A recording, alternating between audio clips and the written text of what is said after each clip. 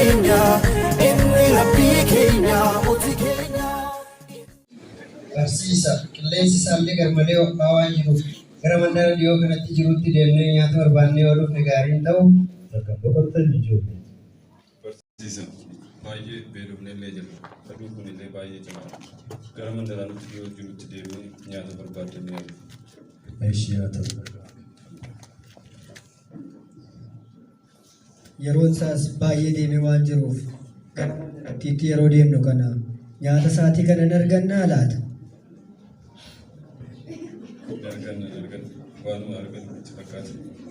hundumaafuu deemnee ilaaluu qabna. Garuu barsiisaa kophaa dhiisnee deemuu gaariin turre.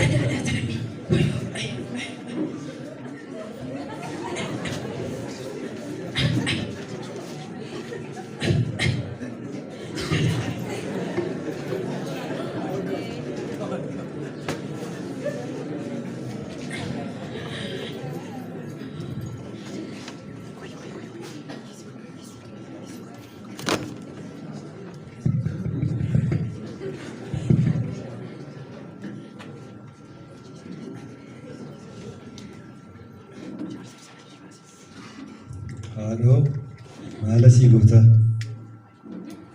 Bishaan waraabachuu. Bishaan kana naaf laachuu dandeessaa? Lakki siif laachuu hin danda'u. Nama Yihudaa taatee ana dubartii Samaariyaatiin akkamitti bishaan naa laannu jechuu dandeessa? Samaariyaaniif Yihudaan qodaa tokko keessaa soorrachuu waan hin dandeenyeef bishaan sii laachuu hin danda'u.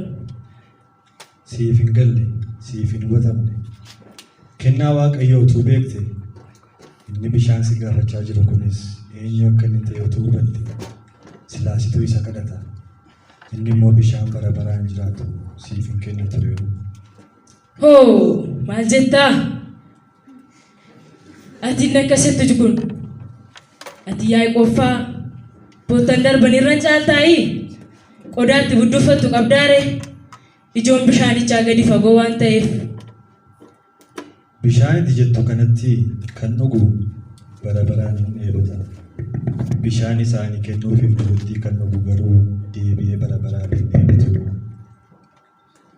Egaa erga jettee akkan deebi'ee gara ijoo bishaan kanaan dhufneefis akkan deebi'ee hin dheebonnettis bishaanani dhugu anaaf kennitaare.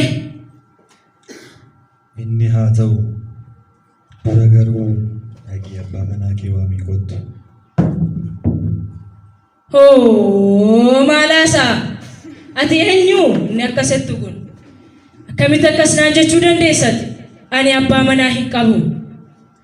Dubartiin ana isa abbaa manaa hin qabu jette bayeessa dubbatte.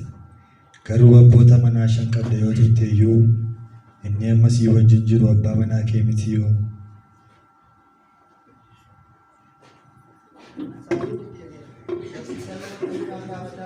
Barsiisaa inni eegaa jira. Ariifannee yoo deemne wayya. Barsiisaan nama akkamii wajjin dhaabate haasa'aa jira? Raajiidhaa kanarraa immoo. Maadaan argaa jirru kun dhuguma moo akkamitti kun ta'a? Sayyuu immoo dubartii Samaariyaa faana akkamitti dhaabata barsiisaan? Barsiisaan akkamitti dubartii wajjin dhaabate haasa'uu danda'e? Barsiisaan maaluma isaanii? Kun tasuma ta'uu hin danda'u. Kun waan addaadha. Achuma geenyu.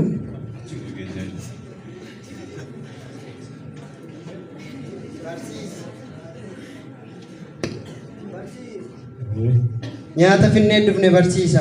Haa nyaannu. Hundumti keenya illee dadhabneerroo. Ilaa Phexros, Yohaannis, Yaaqoob na dhaggeeffadhaa isinittan hima. Ani nyaata isa isin ijaa hin argine kana nyaadhu qaba. Maal jechuudha? Namni nyaata fideef jira moo dudu? Barsiisa. nuyi waan kana akka beeknuuf mee nu qoodu. Akkamitti beekuu dandeenya? Phexros kai na dhaggeeffadhaa. Nyaatni kan koo jaalala sana ergee hojjechuu qofaadha. Isinii galeeraa Maal jechuudha? kottaa Nyaata isaas hin beeku. hundumaaf adeemu kottaa. Maal jechuudha? Anaafuu naan galle. Hin galle. Namni nyaata fideef jira eegalu. Tarii nyaata Samariyaadhaa dhufe nyaatu ta'innaaree kamannee fudhannu ree kana. Raajii. Raajiin immoo dhamaalatti dubbate ijoollee. Dinqii raajii basuma raajii yabiyyaa dhagaana dhaggeeffadha. Raajii na dhawaan dinqii waan raajii natti dubbate. Basuma raajii.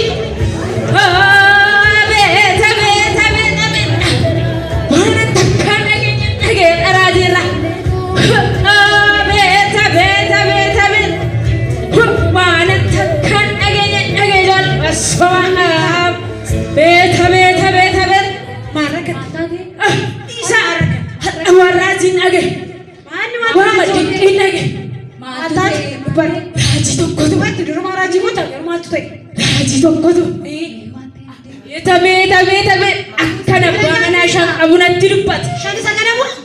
Shani sagana kan abunatti dubbate. Shani suma kana nami? Yesu Duute marre gisal ba? Hinduuta je. Nageenyeet. Ati duute. Ati duute masakfate. Atuma duute. Lekki hinduuta naan je. Hinduute. Nu dhaggeeffadhu. Akka seera Museetti dubartiin xuraa'ummaa irratti qabamte. Du'aatitti faradama. Kanaafiyyuu ati duuteet. Akka seera Isaatti himneemni. Nuti immoo ati duuteet. Ima duute ishee. Ima salphatte. Ima duute. Duute. Duuta.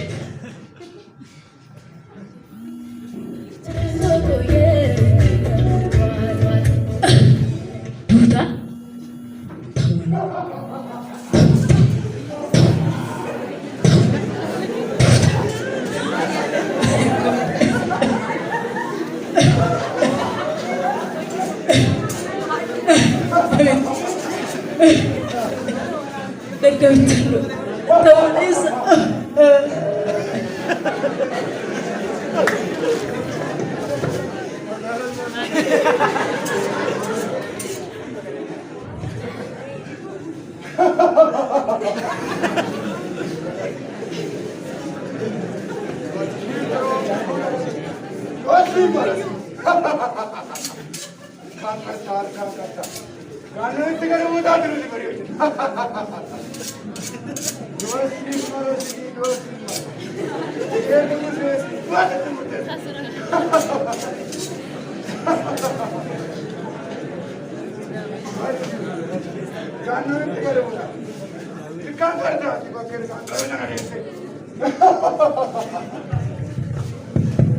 Seeronni Musees seeronni raajota keessatti barreeffaman seeronni macaafa seeraa keessatti barreeffaman kamiyyuu seeraan raawwatamuu qabu.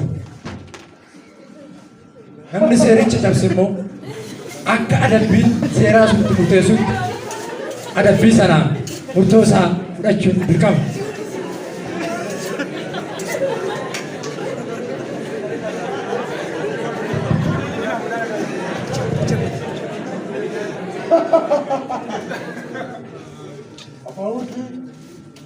Amin. Dubartii firoottuu tokko jira. Dubartii firoottuu kanatti murtii akka dinaaratu barbaada.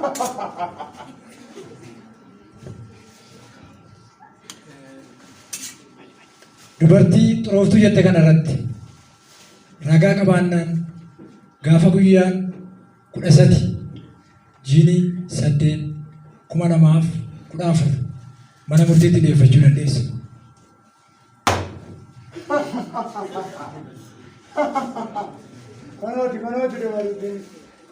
Kanooti dabarsinaa kenni.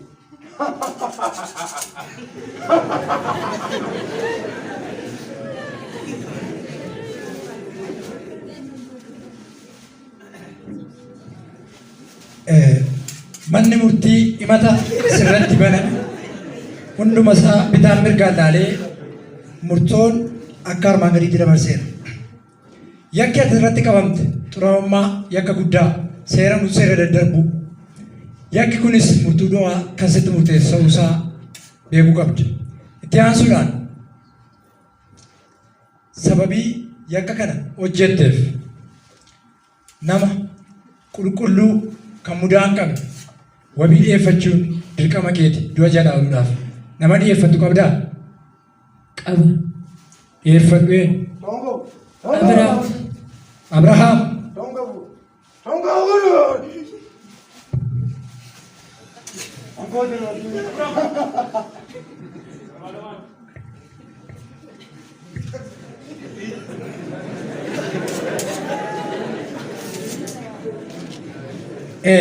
Himata dhiyaate kanaaf Abrahaam wabii guutuu isa mudaa hin qabne ta'ee himata kana irraa cufuu danda'a. Himatichi akka kanaan dura yeroo baay'ee dhimmichi ilaalamaa ture. Murtoo du'aa kan itti murteessu ta'uu isaa irraan kan ka'e. Abrahaam immoo dandeettii himata kana sirraa kaasuu akka inni qabu ilaala. Abrahaam nama jabaa, nama guddaa, waa'ee isaatiif wanti baay'ee ragaa bahan. Warra si eebbisan nan eebbisa, warra si abaaraan immoo na abaara. Si wajjin nan ta'a jedhamee nama ragaan bahameef. Keessaayyuu amantii isaa akka qajeelummaatti nama lakkaa'ameef nama jabaa akkasiiti. Garuu Abrahaam nama qulqulluu nama mudaa hin qabne ta'ee wabichaaf akka inni aanneef guyyaa tokko haadha manaa isaa Saaraadhaan obboleettii kooti jedhee goomseera. Soba dubbata kun cubbuudha. Dabalataan kakuu Waaqayyo isaaf kenne osoo hin eegin amma dhumaatti qobsuu dhiisuudhaan hojjettuu isaa Aggaar bira gahee mucaa Yisihaaq jedhamu irraa argatee kunis obsa dadhabuu isaa agarsiisa. Sababa kanaaf dhadhacha guyyaa irraa olee manni murtii Abrahaam wabii guutuu ta'ee akka hin dabarretti murtiidhumaa dabarseera. Wabiis dhabe. Abrahaamis hoommadhe. Abrahaamis wabii guutuudhaaf waan hin dandeenyeef ani dabarfamee du'atti kennamuu kootiira.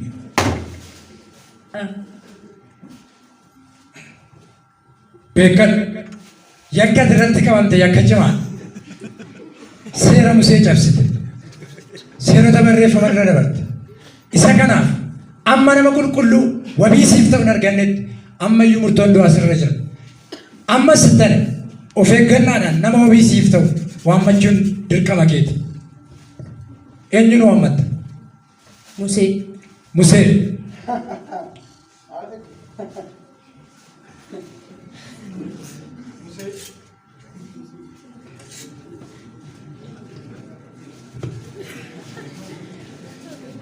Himata dhiyaate kanaaf Musee wabii guutuu ta'uu danda'a.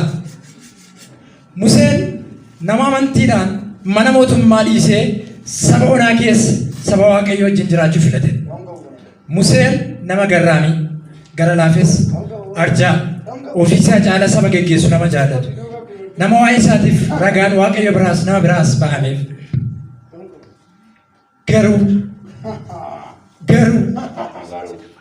Garuu Museen sababa sanyummaatiin gaafa qomoon Gibsii tokkoof qomoon Israa'el wal lolan argee qomoo warra Gibsii sana ajjeesee ashawaa keessa dhokseera.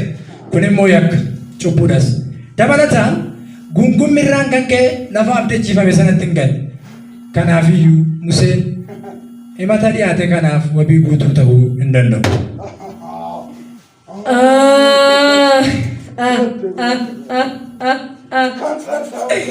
Abrahaamis waammadhe.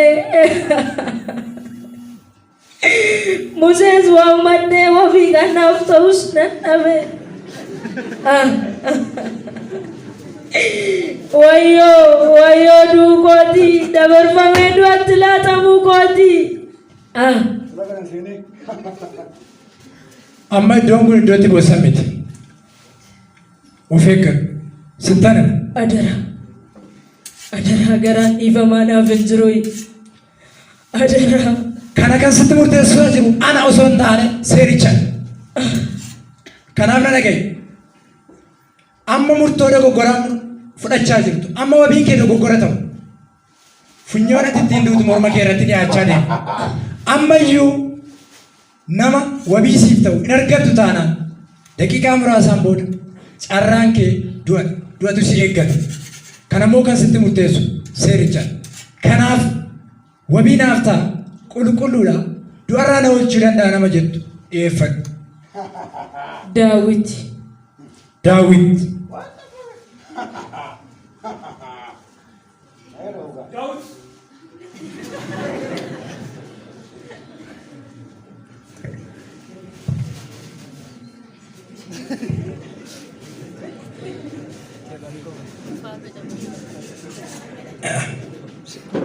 Himata dhiyaate kanaaf Daawit nama guutuu ta'ee wabii ta'ee dhaabachuu danda'a.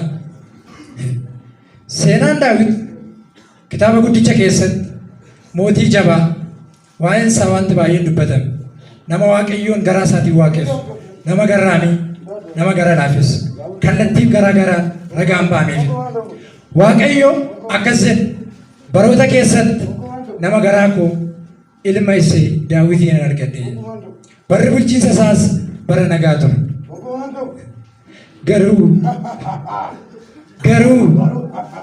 Garuu Daawit haadha manaa hojjetaa isaa Awwee isas itti yaadee qindeessee gara adda waraanaatti ergee akka inni du'uu danda'utti tooftaa irratti baasee isa ajjeesisee haadha manaa isaa sana fuudhe.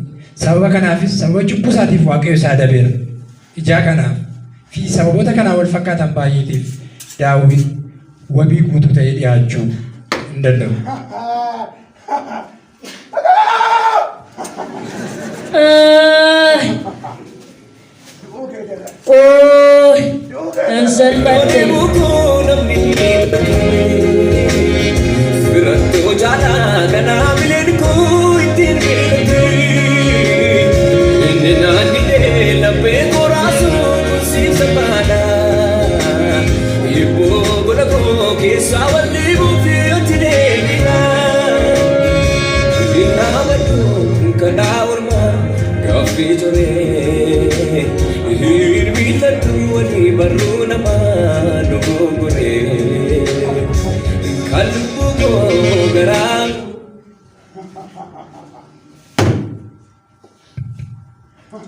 Isaduma rakkina sirra jiru laalee manni murtii wabii isaduma nama wabii naaf ta'a jedhu akka ati dhiyeeffattu barbaada. Nama qaba jettu isaduma.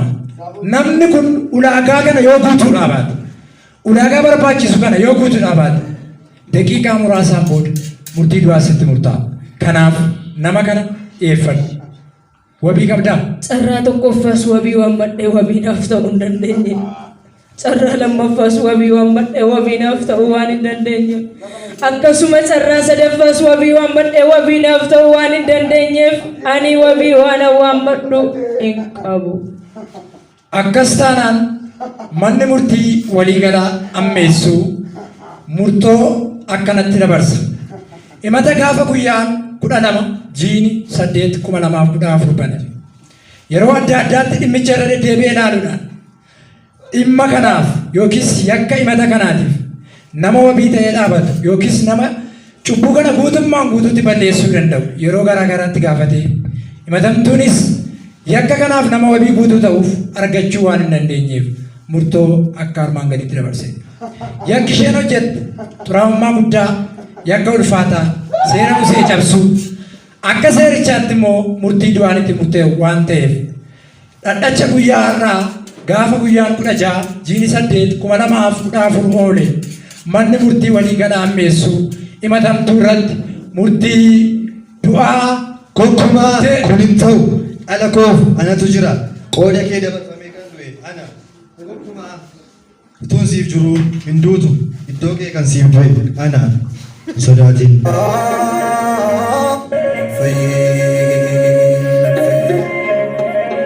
Egaa wabiin inni dhuma irratti dhufe kun inni siif du'a kee gidduu gale kun siif qofa osoo hin taane du'a namoota addunyaarra jiran hundumaaf gidduu galuudhaaf aboo kan qabu, ga'umsa kan qabu, dandeettii kan qabu, qulqullummaan isaa amma dhumaatti isa ta'e, qajeelummaan isaa amma dhumaatti isa ta'e, ilmi namaa hundumtuu karaa isaa qulqullaa'u isa waan ta'eef inni wabii guutuu siif ta'uu hin danda'a.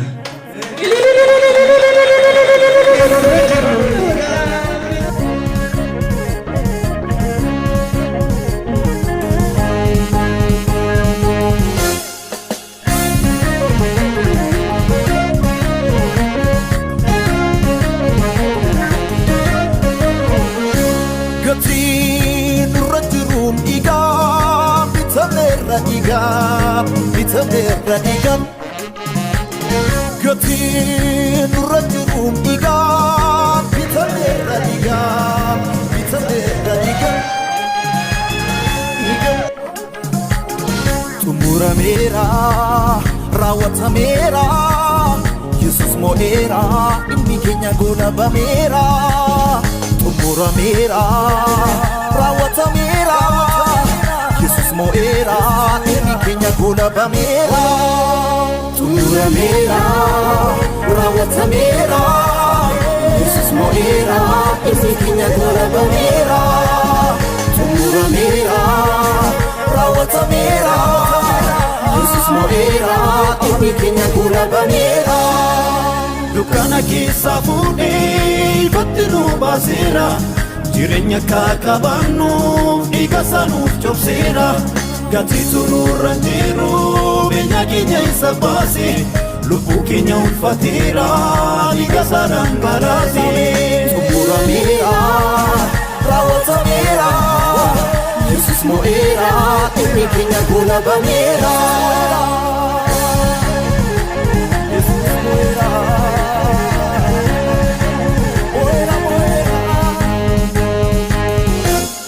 Inni du'aa ka'ee mirga baasaa ta'ee Yesuus